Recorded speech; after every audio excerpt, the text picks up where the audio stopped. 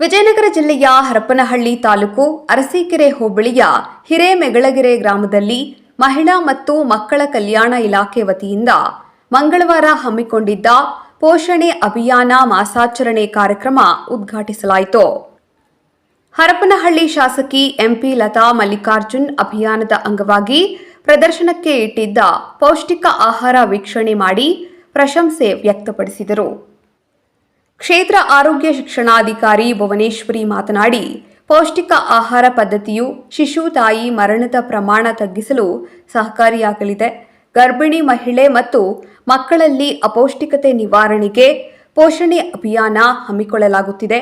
ಪೌಷ್ಟಿಕ ಆಹಾರದ ಮೂಲಕ ಕಡಿವಾಣ ಸಾಧ್ಯ ಎಂದರು.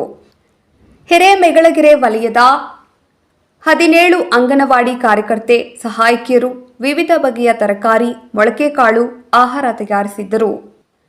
ಕಿಶೋರಿಯರಿಗೆ ಜಾಗೃತಿ, ಗರ್ಭಿಣಿಯರಿಗೆ ಸೀಮಂತ ಕಾರ್ಯಕ್ರಮ, ಅಂಗನವಾಡಿ ಶಾಲಾ ಮಕ್ಕಳಿಂದ ಸಾಂಸ್ಕೃತಿಕ ಕಾರ್ಯಕ್ರಮಗಳು ನಡೆದವು.